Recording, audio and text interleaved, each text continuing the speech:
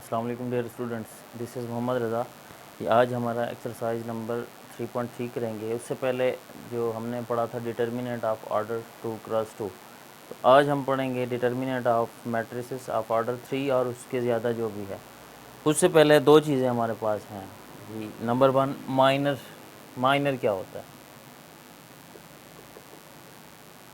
Minor minor of element, चलो AIJ कह देते हैं जी, जिसको हम डिनोट करते हैं capital MIJ। Minor of a matrix AIJ element G. तो पहले इसकी डेफिनेशन अगर लिखें, डेफिनेशन यूँ होगी कि डिटर्मिनेंट ऑफ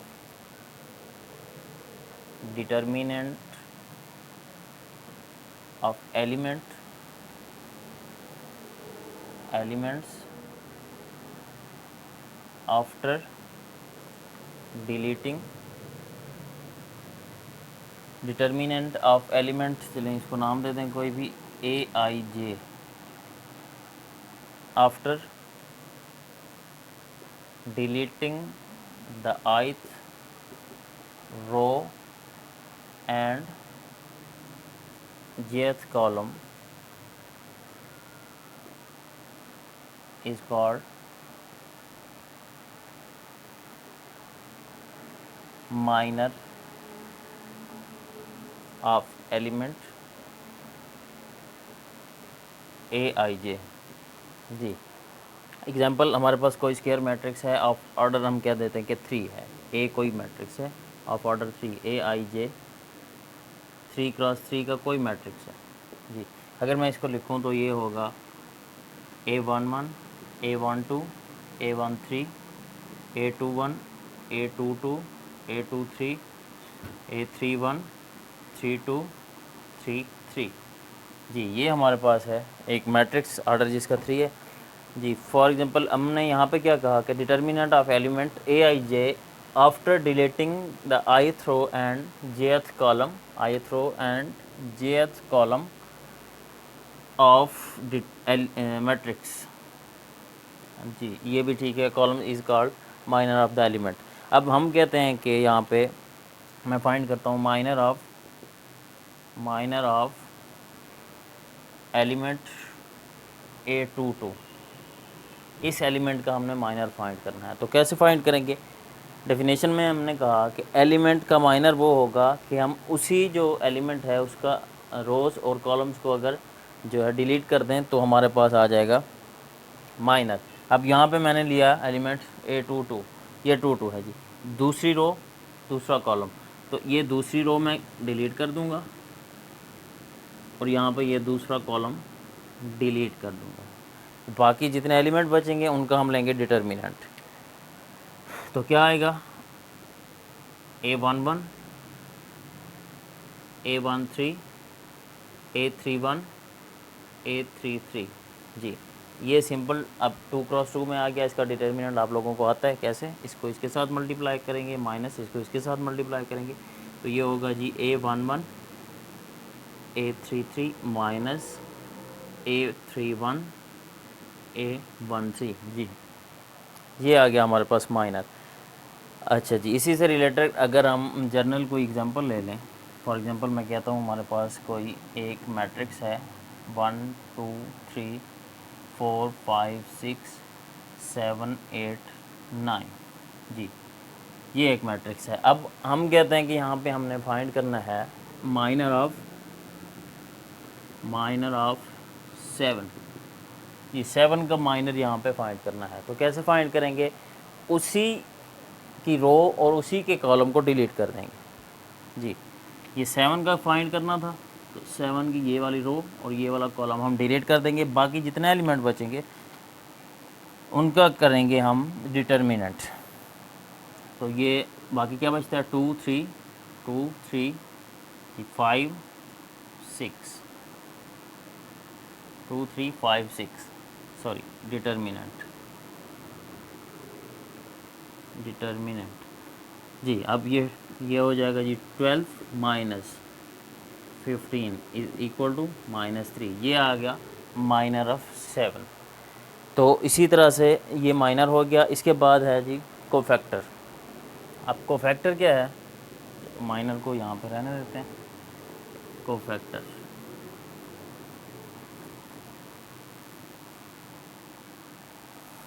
मैं यहाँ पे लिख देता हूँ कोफैक्टर।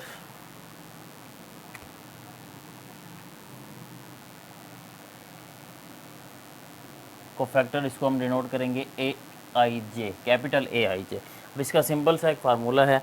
फार्मूला क्या है वो आप लोगों ने याद रखना है, आगे काम आएगा। A I J is equal to -1 power I plus J M I J. अब एम आई जे यहाँ पे क्या है, माइनर हमने पीछे पढ़ा है अभी, -1 पावर आई प्लस जे। अब कोई भी मैट्रिक्स ले लें, वही ये वाला मैट्रिक्स ले लें, इसी का हमने पढ़ना है। तो चलो इसको ज़रा दोबारा सही कर लेते हैं। यहाँ पे आएगा जी A12 21 22 23 और 32 जी, ये हमारे पास मैट्रिक्स है। अब हमने फाइंड करना है कोफैक्टर ऑफ ए आई जे। मैं कहता हूँ कि यहाँ पे कोफैक्टर अगर फाइंड करें हम ये इस एलिमेंट का 2 2 का कोफैक्टर ऑफ A21 कह सकते हैं जी। दूसरी रो पहला कॉलम, सिंपल फार्मूला आपके सामने है। तो इसी में क्या करूँगा, -1 पावर आई हमेशा रो को ज़ाहिर करेगा और जे जो है कॉलम को। 2 + 1 M21 is equal to -1 power 3 M21 जी। -1 पावर अगर ऑड हो तो जाहिर सी बात है माइनस रहेगा, अगर इवन हो तो जो है प्लस हो जाएगा। तो ये आएगा -1। अब माइनर 21 है, 21 जी, 21 दूसरी रो पहला कॉलम। क्या था कि डिलीट कर देंगे दोनों को, दूसरी रो और पहले कॉलम को। ये दूसरी रो और ये पहला कॉलम डिलीट। तो बाकी क्या बचेगा, A12 A13 A12 A13 A32 A33 A32 A33 जी। इसका सिंपल सा आ गया determinant A12 A33 minus A32 A13 जी। ये आपके पास आ गया कोफैक्टर। अब ये दो चीज़ें हैं जो आगे जाके हमारे पास डिटर्मिनेंट में यूज़ होती हैं। तो ये आगे अब चलते हैं डिटर्मिनेंट की तरफ। डिटर्मिनेंट कैसे फाइंड करेंगे, अगर हमारे पास जो है मैट्रिक्स ऑर्डर 3 का हो या उससे ज़्यादा हो, तो उसका डिटर्मिनेंट हम लोग कैसे फाइंड करेंगे। फॉर एग्ज़ाम्पल दोबारा से कोई मैट्रिक्स ये है A is equal to A I जे, जिसका ऑर्डर है 3 क्रॉस 3 इज़ इक्वल टू क्या हो जाएगा, 1 1 1 2 1 3 2 1 2 2 2 3 3 1 3 2 3 3 जी। अब हमने इसका डिटर्मिनेंट फाइंड करना है। तो डिटर्मिनेंट फाइंड करने के लिए एक्सपेंड कर सकते हैं हम, किसी एक रो से या किसी एक कॉलम से भी एक्सपेंड कर सकते हैं। तो डिटर्मिनेंट मैं फर्स्ट रो से एक्सपेंड करूं तो डिटर्मिनेंट होगा element A11 cofactor A11 plus element A12 cofactor A12 plus element A13 cofactor A13 जी। ये डिटर्मिनेंट हमारा जो होगा इसी से हम खोलेंगे। आप इसको मज़ीद आगे मैं माइनर में लेके आऊँ तो कोफैक्टर का आपको फार्मूला पता है, A I J is equal to -1 power I plus J M I J. तो यहाँ पे है, तो इसकी जगह पे मैं लिखता हूँ A11। माइनर में अगर इसको रिसॉल्व करें तो -1 पावर आई, सॉरी यहाँ पे 1 1 है तो 1 + 1 M11 प्लस A12, तो इसका भी माइनर -1 1 + 2 आई प्लस ये आई की वैल्यू, ये जे की value M12 plus A13 -1 power 1 + 3 M13 A11 जी। ये -1 पावर 2 आ जाएगा M11 plus A12 -1 power 3 M12 plus A13 -1 power 4 M13 sorry. अब अगर पावर इवन है तो ये माइनस प्लस में हो जाएगा, तो ये बचेगा A11 M11, फिर प्लस A12। अब पावर ऑड है 3, तो प्लस जो है प्लस नहीं रहेगा, माइनस का माइनस ही रहेगा, तो माइनस प्लस यहाँ पे माइनस M12 जी प्लस A13। पावर दोबारा से इवन है तो माइनस प्लस हो जाएगा, माइनस ख़त्म हो जाएगा, तो ये हमारे पास बचेगी ये चीज़।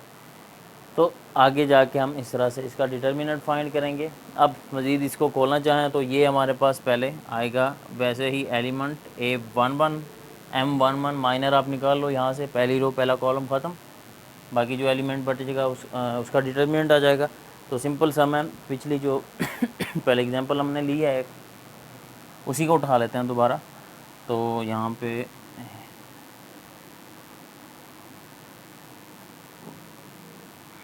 उसी को दोबारा उठा लेते हैं, उसका डिटर्मिनेंट ओपन कर लेते हैं या सीधा एक्सरसाइज पे आ जाते हैं। चलें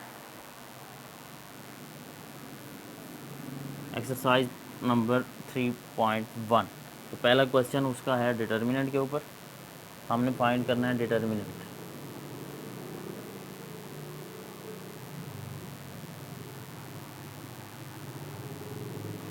जी एक्सरसाइज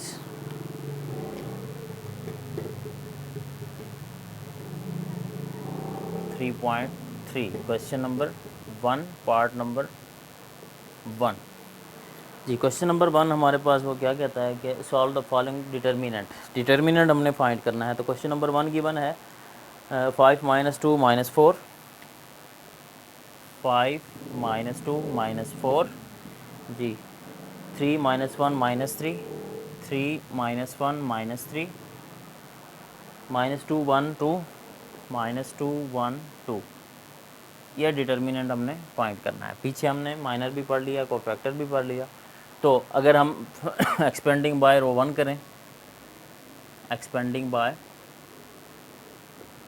R1 रो 1, R1 को मैंने रो 1 कह दिया। चलो जी R1 से अब एक्सपेंड करेंगे। हमने क्या कहा था कि एलिमेंट उसके साथ कोफैक्टर वही आएगा, फिर एलिमेंट, फिर कोफैक्टर, फिर एलिमेंट को, फिर कोफैक्टर। तो फार्मूला दोबारा लिख लेता हूँ। यहाँ पे माइनर में हमने जो लास्ट में किया था determinant of A is equal to क्या आता था A11 M11 minus A12 M12 plus A13 M13। ये आता था हमारे पास जो है इसका डिटर्मिनेंट। अब A11 मतलब पहली रो पहला एलिमेंट, पहला कॉलम वाला एलिमेंट लेंगे, ये आ गया जी 5, A11 आ गया।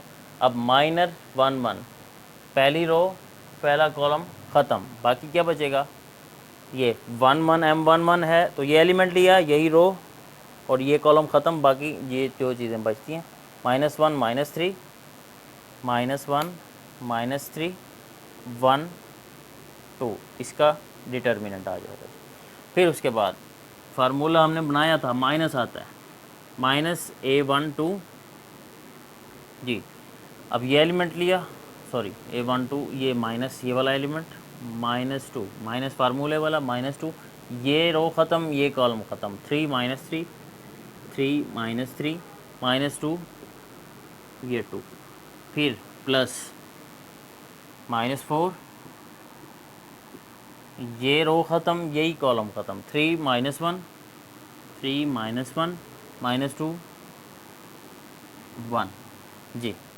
अब आ गया जी 5, मल्टीप्लाई करें जी -2 आएगा, माइनस फार्मूले वाला, और ये 1 - 3 मल्टीप्लाई करें तो -3 आता है, minus minus +2 6, minus minus plus हो जाएगा, मल्टीप्लाई हो जाएंगे तो -6 जी, माइनस प्लस -4 3 माइनस फार्मूले वाला, और ये माइनस माइनस मल्टीप्लाई तो 2, 5 -2 +3 +2 × 0 -4 1 5, और यहाँ पे ये बचता है जी 1 + 0 हो जाएगा -4, 5 - 4 = 1। ये इसका डिटर्मिनेंट जी, ये सिंपली हमने इसका डिटर्मिनेंट खोल लिया।